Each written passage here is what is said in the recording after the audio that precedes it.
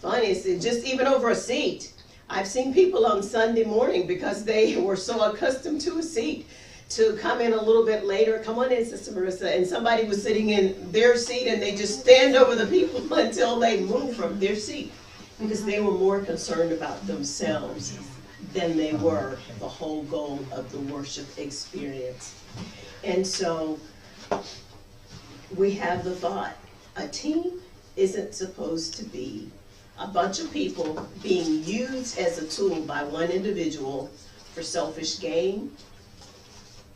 That's not team. Members of a team must have a mutually beneficial shared goal. If you're in a situation where it's just one-sided, one person is always getting the benefits, as in a marriage, it's not going to work very well, because somebody's going to feel like they're being used, and eventually they're going to want out of it, or they're going to be angry. A team is us supporting a goal that we've agreed upon. And as we talk about this lesson a little bit more tonight, we'll see just how important it is for the team to have the vision, to know the goal, and everybody to have buy-in into whatever that shared goal is. So, this is a thought. If you think that you are the entire picture, you will never see the big picture. Have you been in a place where one person thought it was all about them? They were the smartest one, they knew everything. I don't know about you, but I hate being in a meeting or going to where there's just somebody who thinks that they are always the smartest. They know it all. No matter what anybody says, they have a comeback or a better answer for it. They need to learn the law of the big picture. The goal is more important than their role, however important that they thought they were. This is very relevant. Winning teams have players who put the good of the team ahead of themselves. Winning teams have players who put the good of the team ahead of themselves, and we just saw that demonstrated in the fact that the Chiefs did win the Super Bowl. There were times when, even if at the cost of their own physical comfort, they put the goal of winning above their own personal position. Importance. And that's what we have to do every day, y'all. If we're going to be successful, then we've got to be willing to really sacrifice. One way of calling is being loyal. How committed are you? I listened to the the coach of the UTA Lady Mavericks, and she has a saying before the game. She's in their huddle. She says, "I need both feet in, 2 feet in. I don't need you halfway committed. I need all of you into this game, into the circle." And if the team is really going to be effective, everybody needs to be in. And a wise leader, husband, teacher, boss, whomever, he will recognize if somebody in the group is not really in, and you address that situation. Because if they're not really in, but they're an important part of the team, that's going to become a weak link. And so it's important to know that everybody has a role, and they need to be able to see the big picture. So question, we're all over the place. You come from different walks. I don't know what your needs are. But like we said, if you're in a marriage, you're in a team. If you're just you and your kids, you're a team. If it's just you in the household with you and, let's say, you and a sister, or you have a roommate, you've got a team. If you're working on a job, you're part of a team. If you're on a committee at church or a member of a church, that's part of the team. The question is, do you have the big picture of the team or the teams that you're on? Or have you even thought about, there's a picture I need to see?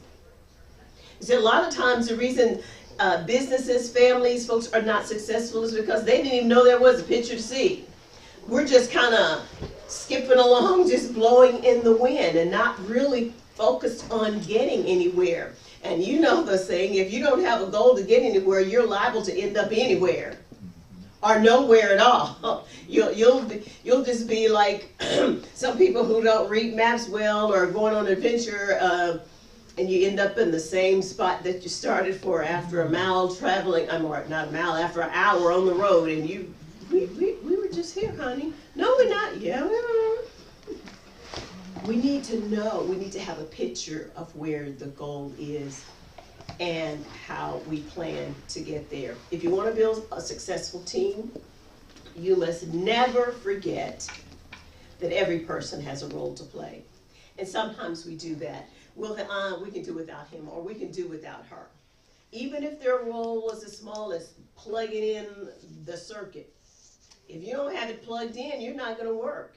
If we don't have somebody to open up the building to let the people in, we have a problem.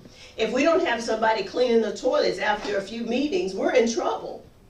And so a wise leader of a team, or even team members, you never forget that every person has a role to play. And no matter how large or small that role is, especially small, we have a tendency to overlook the small. It's important. If your role on a program was to just sing the national anthem, and that's on the program, if you're not in place or you to do it at the right time, there's a glitch. And so we need to see it from both the leader perspective and the member perspective. We have a role to play and we need to do it well. Let's go on. Each individual must also remember that the role they play is in contribution to a bigger picture. Sometimes all we're waiting for is just to do our part. I don't like it when people on a program, and we've had, I won't name the program, but there were children involved, and so their parents bring them there to sing their song on the program, and then they're out. They didn't care about the disruption that they made coming in late, getting folks lined up, doing stuff, because there's other things going on. And then when they finish, they're right in front of you. Come on, you know, all they saw was their part. My child did their part. I'm out of here. I don't care if somebody's up preaching or somebody else is doing something else. They didn't get the whole picture. Not good. Sometimes it's a sacrifice. I've been in places where I wanted to leave, but I recognized that it would be rude because I'm a part of a bigger picture here. You wanted somebody in the audience when you did your part. You need to stay in the audience when others are doing their part. You wanted, well, let me not get too far in the family stuff. I don't want to start no fights. But you know, sometimes you wanted a person to do this thing or wait on this particular thing for you, but then when it was your time to do the waiting, you was in a hurry. And you didn't have time. But you thought your excuse was better than their excuse for not doing it. Y'all, we got to stop doing that. And a lot of times it's just admitting, okay, this is difficult. I recognize that this is important, but would you forgive me, excuse me this time? Don't just dash out like they don't matter. They don't have emotions. They don't have hearts. And we do that to our children a lot. And so I learned, don't even promise them things if you don't know for sure that you're going to follow through. Because if they get to the day, we're going to the park or we're going to do this, and then you come up with maybe what you think is a good excuse, you're weakening your team player. Because then they learn, I can't trust what daddy says. I can't trust what Poppy says. So each person has a role to play in contribution to the bigger pictures. Families, ministries, businesses, whatever you can think of, they cannot accomplish their goal without this perspective. Without the leader knowing that everybody has an important to play, and without the individual people knowing that they have a part to play. High-level leaders keep the vision of the big picture before their people and themselves. This is huge. A lot of times, the leader has in mind what it is they want to accomplish. Daddy knows what he's trying to do. Mommy knows why she's not spending this, but the other people on the team don't have the picture. So if you're going to be a high-level quality leader in whatever it is that you're doing, you've got to keep the vision before the people. Don't just slap it up on the wall and say, okay, they got it. No, those words, after a while, people just overlook them. You've got to talk about it. You've got to explain it. You've got to encourage. There's a story in the book about Winston Churchill during World War II. He was this kind of leader. He understood it was important to make sure that everybody understood the big picture and their role in it. During the war, there was the coal mines back then, and so you had, of course, the Navy and the Army, the pilots, everybody doing their part. And so the coal miners felt like this is a low level, don't nobody care, disrespectful job. And so the coal miners wanted to quit their jobs and go join the army.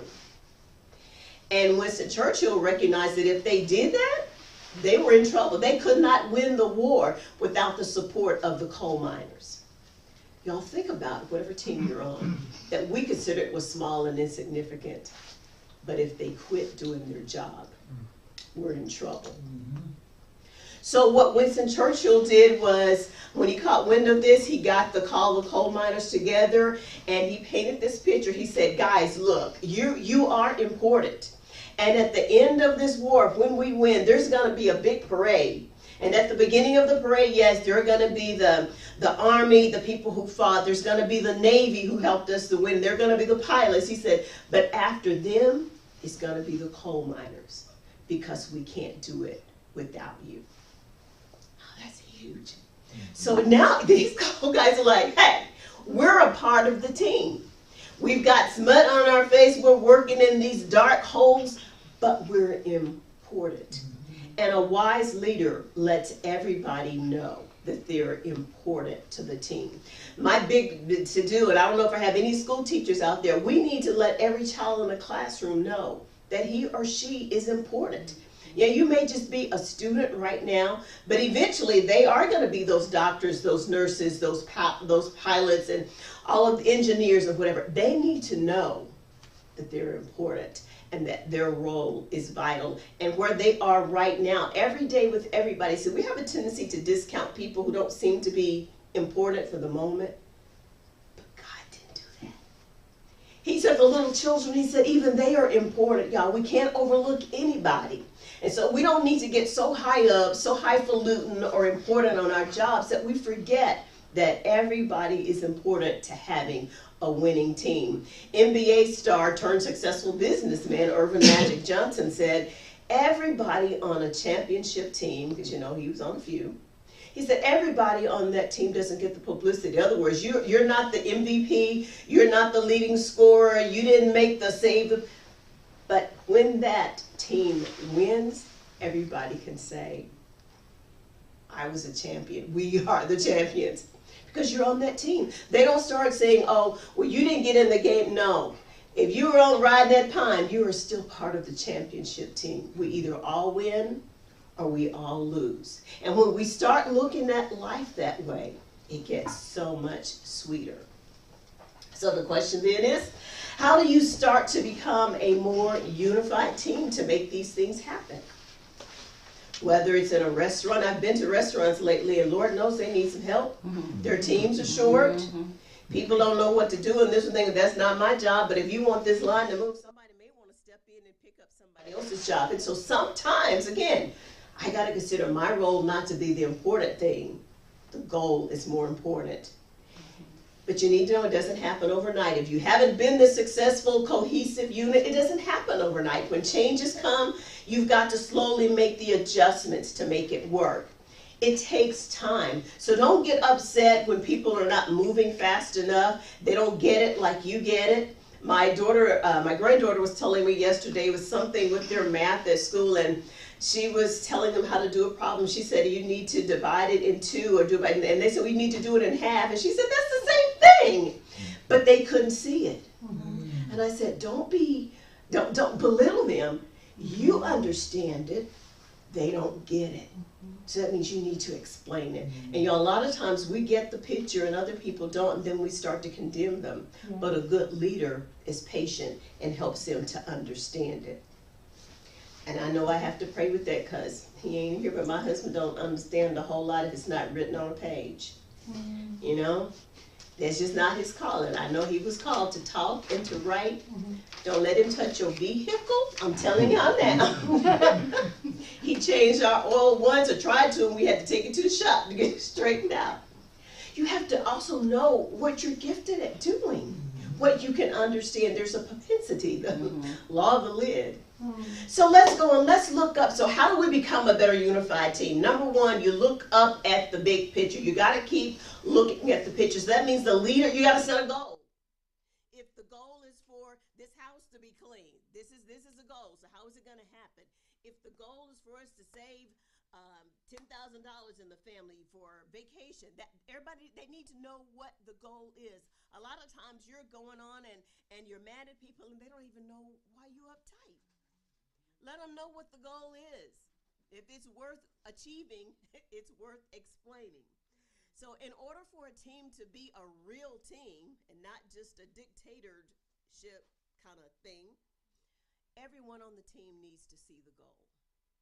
And I've been where people thought, well, you don't need to know, just do what I say do. That was the old way of raising folks. You don't, I don't have to explain it to you, just, well, if you explain it to them and they can say, oh, they may even have a better idea of how you can reach your goal.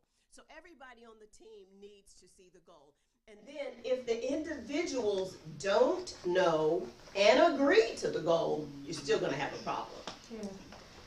But it's better for you to explain it and know that they don't know or they don't like it, and let's talk about it so we can work it out, than you're trying to go and pull a wagon and people dragging their feet.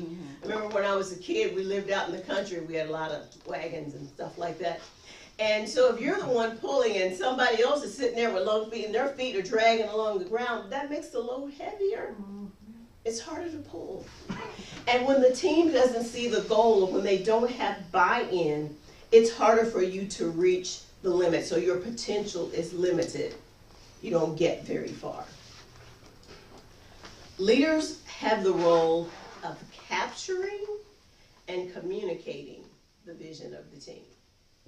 They must see it and help everybody else to see it. So if you're the leader, that's your job. You see it, you need to help everybody else see it. That goes from moms, dads, bosses, team leaders, ministry leaders. You see it, great, but you need to help everybody else to see it. And so we can't be one of those teachers that I ain't got time to explain it to you, just do what I say. Well, a lot of people have feelings and emotions just like you. They don't like that.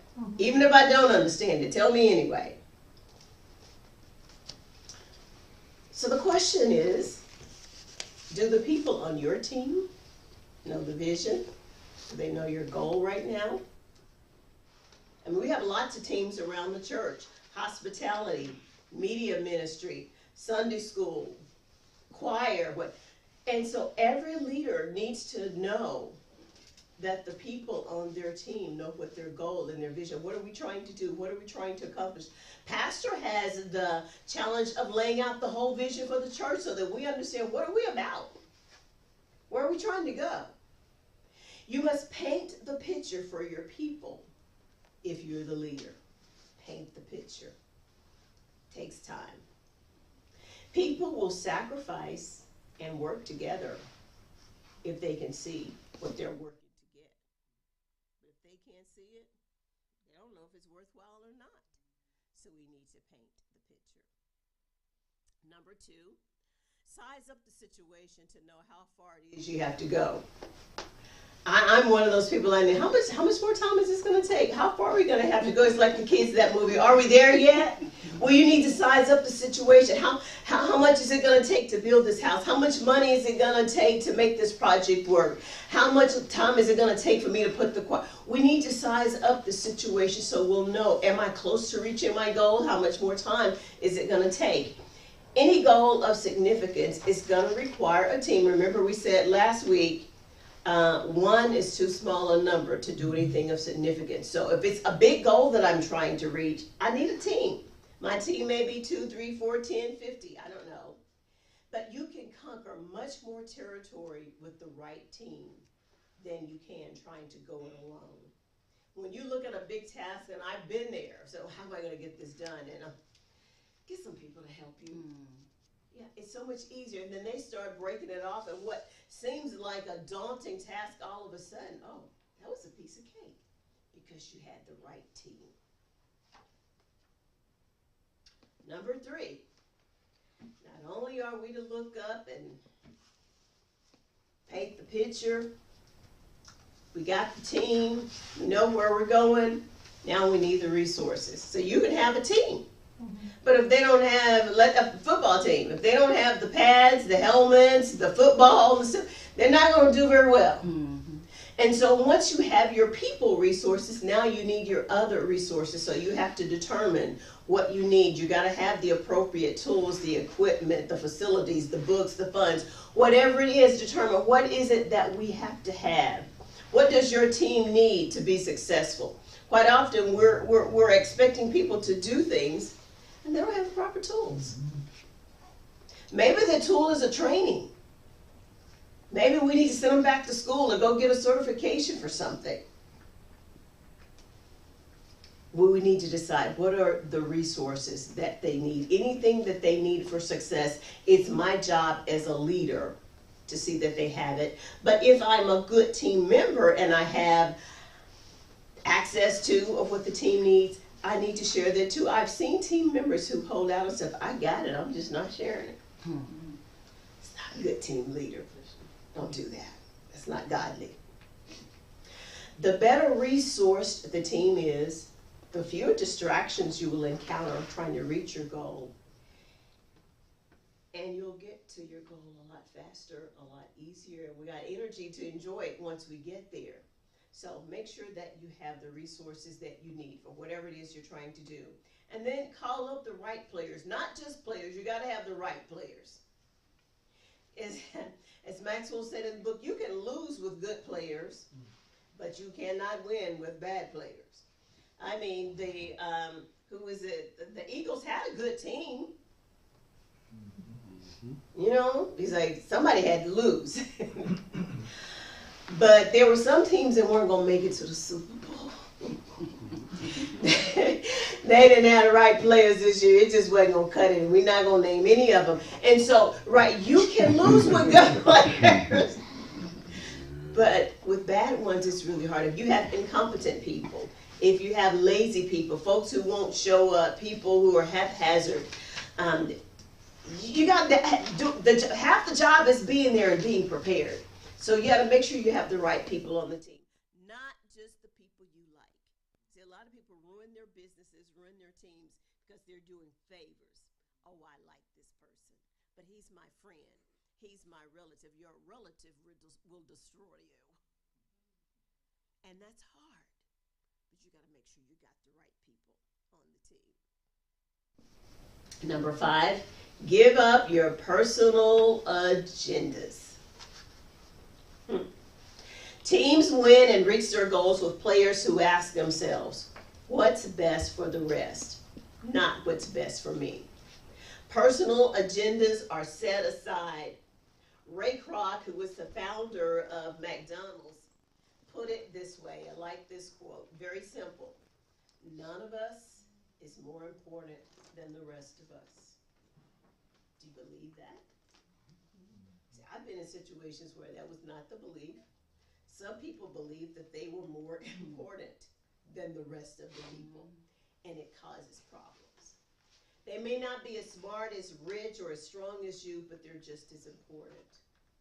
I have a very soft spot for custodians. Why? First of all, that was my first job. I hated it. My cousin, auntie, Cousin Willie Lee, that's what we call her. You know, you didn't say cousin, she couldn't. But Willie, she worked at the downtown motel and they needed some help and she called my grandmother and my grandmother called my mama and we were on a party line back out there. And if you ever wanted to, I don't want that job. So my first job was cleaning hotel rooms. But it gave me an appreciation for the work. My grandmother used to clean houses. Of course, it drove my family crazy now because when we go to a hotel, don't do that. It's people like you, I hate it. That's unnecessary. You can put that paper in the trash. You don't have to just leave that all over. But you learn to respect them. Both my mother and my father-in-law did a lot of work in custody in that area. It's important to have a clean building. And so therefore, even around here, like I know, I hate to see Brother Lena and Sister Lena and Brother Joel leave, but I love me some Lena and Joel. And don't let me hear that anybody's being ugly to them. Because what they do is just as important for the machine working. No, they may not be preaching the sermon, although Brother Joel was a pastor over in the Philippines. But yet he humbled himself to do what he needed to do here to get the job done. y'all, everybody that we see, our mentality needs to be that none of us is more important than the rest of us. Teams with individuals who can't put their selfish goals aside, they're going to have a difficult time moving forward. I mean, I've been in meetings where I left because people couldn't put their own personal goals aside. They're just at each other. You know what? This is not getting. Call me when y'all work it out. But you got to put your egos aside if we're really going to get anywhere. Number 6, step up to a higher level. You're cool where you've been. We're good. We're better than average. But if you're going to move up to a higher level, that means we've got to have one agenda. So we've got to give up the individual agendas where we're fighting. Even when it comes to, what Jan's been on our committees when we're putting church stuff together, we can do pretty good with that outward building structure. You know, that's pretty cut and dry. But Lord, don't come to picking colors of carpets, chairs, walls. Then everybody has their own agenda. And it can take a long time to get stuff worked out. And then after you do, folks still mad because they had their own agenda. We've got to see the big picture. Achieving greater goals requires letting go of inflated egos. You know, and somebody's defined that as easing God out. So we got to let go of that, keep God in. People who think only of themselves, they're missing the big picture. They have a reduced potential, and you let others down. If that's all you're about, you're gonna mess up the picture, and you're gonna disappoint your team. So let's look at some biblical examples of getting and missing the big picture. Interesting. David and Joseph, 2 good examples of somebody who got the big picture and somebody who missed the picture. First of all, we need to understand that God has the picture. So we need to get with him. The overall, for everything that we do, God has the picture. So Joseph, in Genesis 37, he gets in trouble. Remember, he goes and tells his brothers, first of all, that he had this dream and they had these stalks, and how his stalk rose up and the others were bowing down to him. And that didn't set well with the brothers. He upset them. Then he had another dream, and he went and told his mom and his dad that they were the stars and moon, and they were bowing down to worship him. And his dad's like, so your mother and I, we want to be bowing down and worship you? But then his dad thought about it. What did that mean? You know, it was a dream. So then we go on in Genesis 42, and his dream became reality. Here he's been through something, though. Sold into slavery, put in the pit, sold into slavery, get to Potiphar's house, then he goes to prison, but then he gets elevated to prison, and now he's running the country.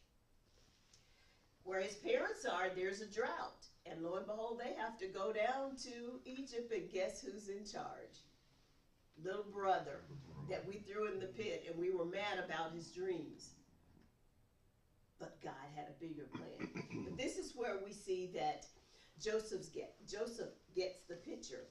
For in chapter 45, verse 5, he spoke the wisdom of God. When his brothers are afraid now, oh, he's going to kill us, we threw him in the pit, we did this boy wrong, and so whatever we get, you know, we're deserving. He's like, hold on, guys.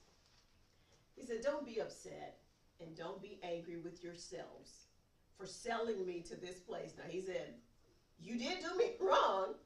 He said, but it was God who sent me here ahead of you to preserve your lives. Joseph got the big picture. You see, sometimes even getting the big picture, we've got to go through some things that may not be so pleasant. We may have to sacrifice some ego, some big eyes, and the comforts of what we had at home. But Joseph was able to save the lives of his family from starvation because he got the big picture, and he didn't kill the brothers off before his daddy got there. Some of y'all would have done that. But let's look at David. He missed the big picture. Now, God chose David to be king and have a lasting dynasty. He told him that in 2 Samuel chapter 5. You know, there'll never not be one of your relatives on the throne, David. But then when we get to 2 Samuel 11, David lost sight of the big picture. While the other guys are off to war, it's when the kings did go to war, David decided to hang back home. We don't know for whatever reason. And while he's there walking on his rooftop, and we were over there in Israel, and it is a place where you can see all around in the valley, and we can see, and of course they speculate. And Uriah's wife was probably way over there, and David's on top of him. He sees this beautiful woman, and he forgot. Now he asked, who was she? And his servant said, she's Uriah's wife. So he knew she was Uriah's wife, but he said, get her for me. So he saw her, he sent for her, and he slept with Uriah's wife. He forgot the big picture. God had blessed him, given him everything he wanted. And later on, God said, when he sent Samuel to straighten him out, he said, David, I gave you everything you needed. And if you wanted more, I would have given that to you too. But you lost sight of the picture. You got selfish. You got greedy. And so we see in 2 Samuel 12 now where David's potential is diminished because of David's sin. God told him from this time on, your family will live by the sword because you have despised me by taking Uriah's wife to be your own. And y'all, we have to remember when we're not doing right, yeah, we may be cutthroat with our team members, our boss, and whomever, but ultimately it's God who we're disrespecting. So even when people are doing us wrong, as in Joseph's case, we got to see the big picture, and I keep doing the right thing. I know my mother was forever, I call her Charlie, 2 wrongs don't make a right. Some of her famous words when the kids are into it, 2 wrongs don't make a right. We got to do the right thing even when others around us are not. Now we know that David repented and went on to be a great king, but with much rebellion and fighting. His sons were killing each other. One son sleeping with his wife. It was awful, and God said, this is going to happen because you despised me. So it's important that we never lose sight of the big picture. It's easy in a moment of weakness or with Jacob and Esau for a moment of hunger to cause us to do something that's not good. But y'all, the challenge, don't lose sight of the big picture. President Abraham Lincoln said this, nearly all men can stand adversity, but if you want to test a man's character, give him power. I've seen this. As long as you were a little, nothing kind of running around, you're good. But I've seen people just get a little position and they become a different person. I've seen that happen right here at Cornerstone.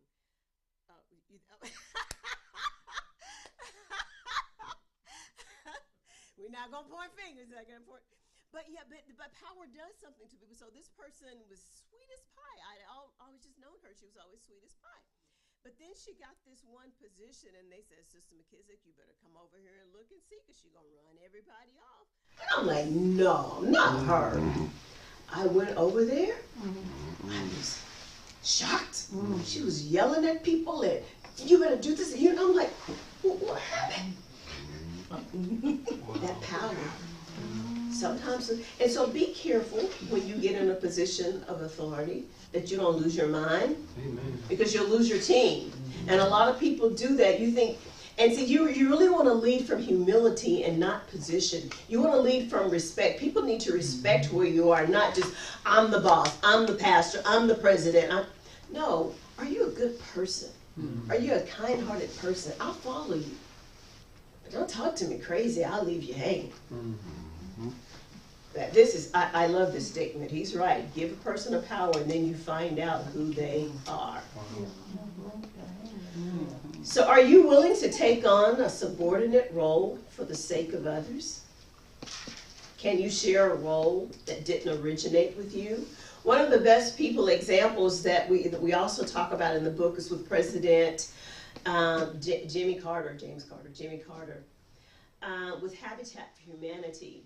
The Fullers had this idea to try to help eradicate homelessness and better housing. And they were doing, pretty well, and you're familiar with Habitat for Humanity. They get the homeowner, the potential homeowner, they get somebody who could pay a rent, it may not be at the top of the charts.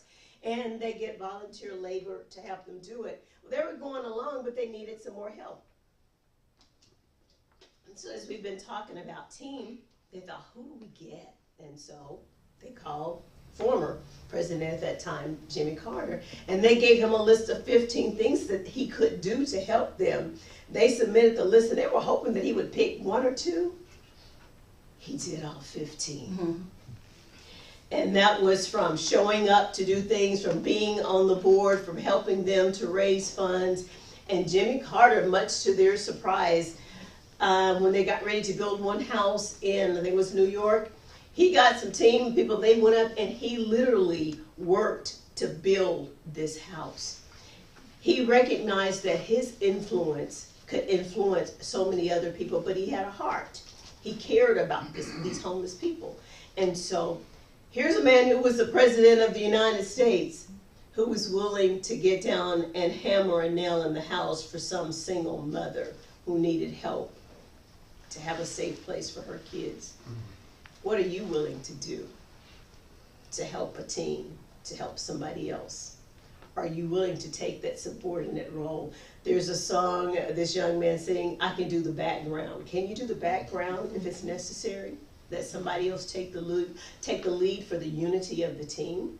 Do you have to have the last say so? You got to be the smartest person in the room all the time? You need another room. Because sometimes you need to be in a room with somebody smarter than you.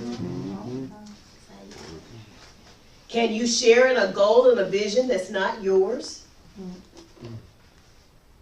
Can you be the follower? Ouch. Yeah. But as a disciple of Christ, that's what God is asking us to do. He gives the vision, we follow. That's all we got to say about that. It's like, ooh. So what are you doing to become a better team member? That's what this book is about. Every law is to help you to become a better team member or a team leader. So talk to me. What are you doing to become a better team member? Are you getting the big picture? Are you getting a team together? Are we stopping to calculate and to look? Are we willing to share? So how do we do this week? What are our thoughts? What are our challenges? Well, I'll start it off if no one else. Go ahead, Brother Alexander. Excuse me. I just want to say that I'm realizing that this is a self-evaluation for me right now. And I think the points that you hit on last week as well as tonight are some of the things that I'm just slowing down to self-evaluate myself on. In all those areas that you mentioned, whether it's home, whether it's at work, in my marriage, and just in my personal walk within the community as well. So I'm gaining right now and just taking the time to listen, focus, and evaluate. Thank you. Thank you for sharing that. That's good. Anybody else? Yes, ma'am. I wish I were here last week, but the Lord led me to come today. And I haven't read the book that you're reading, but it's really helping me with myself as a mother and allowing my grown adult children to live their own life and not giving them my input for them to come back and tell me that I'm butting into their lives.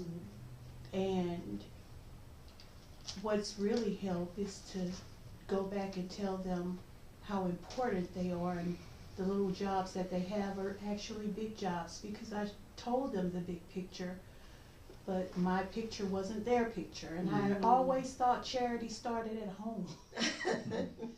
And hearing the saying, let go and let God, I thought I was doing that, and now I'm letting God and letting go. Okay. Now I'm telling the Lord what I want to tell them. Because it's like I wasn't heard, and I figure if I go get the person who made us, then he can talk to them in the language where they can hear, because I feel like if they don't hear him, they won't hear me. Right. So whatever this book is, I'm going to make sure. I think they have a copy left out there. If they don't, I you can will. get it.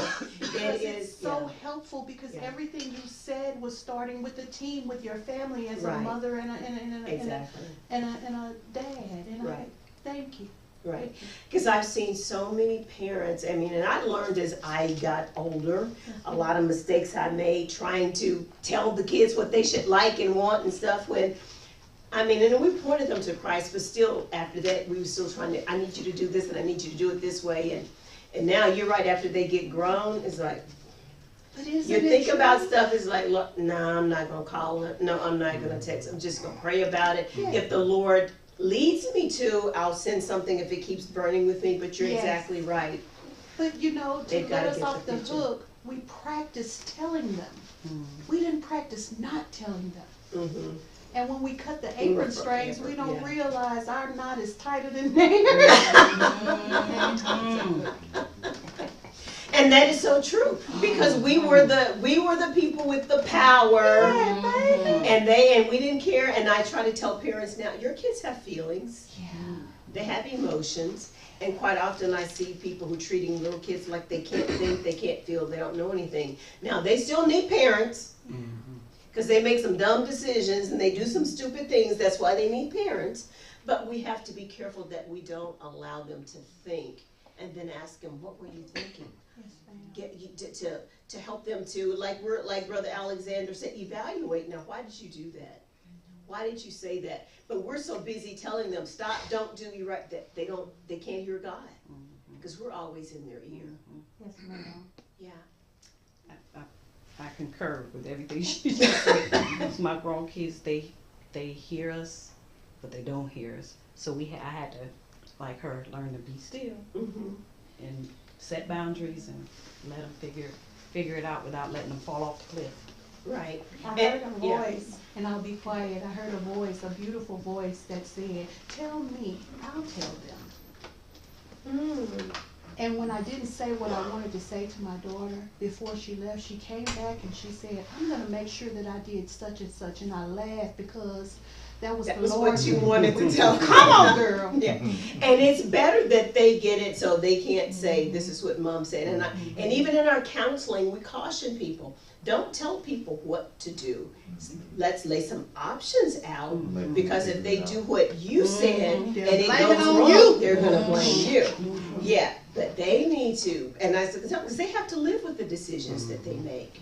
So I say now, you decide what you need to do for your life because you're strong enough and I know you can do it and I believe in you.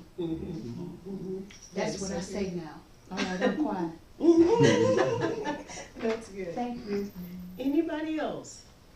Yes, Brother Jan. Sister McKissick, one of the things, hearing what you're teaching, I'm realizing the need for the leader to have clarity in their mind as to what the goal is, and then have the skill set to be able to convey that clearly.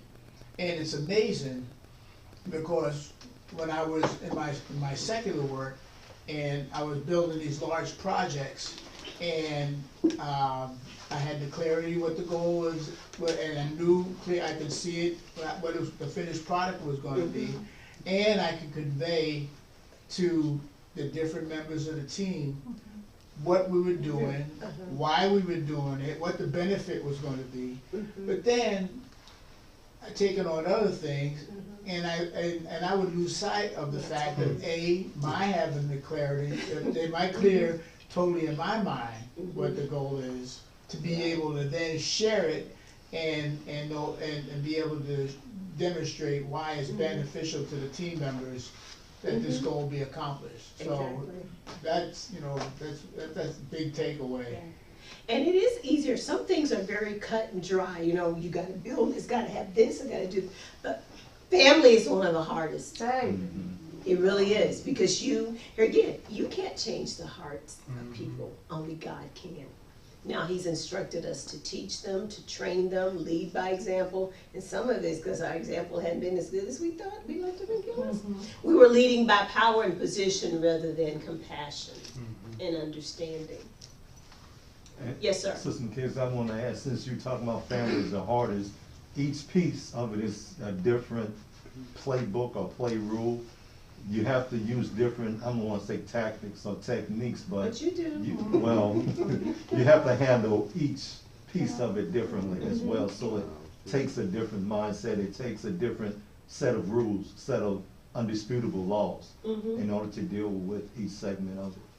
Right, and a lot of people want to do all of their children the same way. I Right. look at mine. Right. I tell people I have the four corners of the world.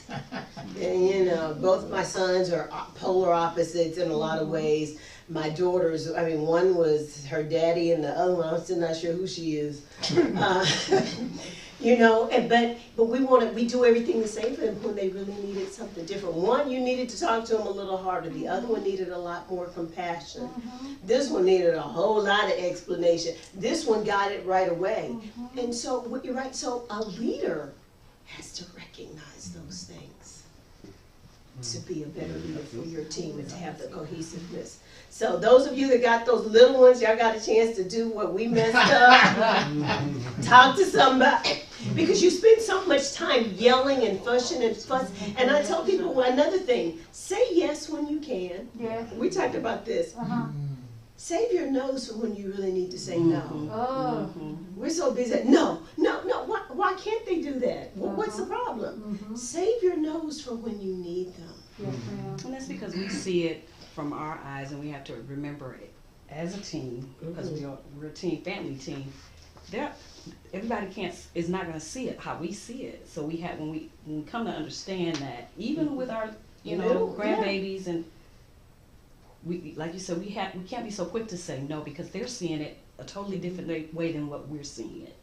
And when we do say no, we need to give them an explanation. Yeah. Like I said, I'm having to spend more time with grandkids later, and I told my husband, even in driving them to school, I use that as an opportunity to explain things as we're seeing them and go along. And one was telling this one, oh, I hate this school and I hate this. And I said, and why is it that you hate it?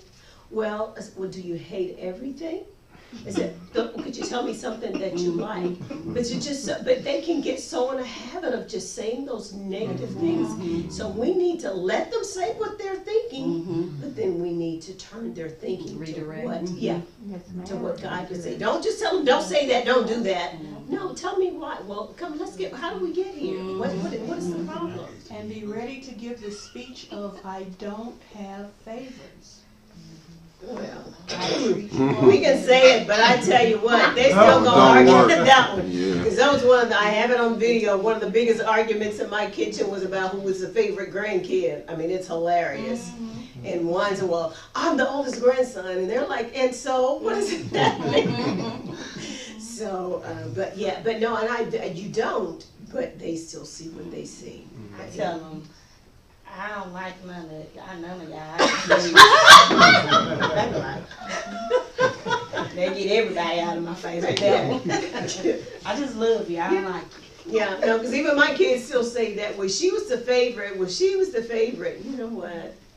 We're all God's favorite. How about that? Let's just leave it at that. And just like you're teaching right now, everyone has a job, a position. And this is what I tell my children and my grandchildren. Right. You all have a position. I don't love one no more than I love the other one. Right. It's a different love. The love for you is different than love. It's what you need. There's some you know you can call on, and some you You know can. you Exactly. Yes, thank you. You're right. Well, this has been good, y'all. Next week, I'll try to cover 2 of the chapters for those of you who are in the book, The Law of the Niche. Everybody's got a niche. You got to figure And there are 2. I looked up. There are 2. Some it's a British. I think the niche. They pronounce it a little different. So it's a niche. There are 2 different pronunciations. I forget but yeah. Niche. Niche. Maybe it says niche with the British. Yeah, the niche. Yeah, niche. And then the law of Mount Everest. That's interesting. So we're going to talk about those, and we're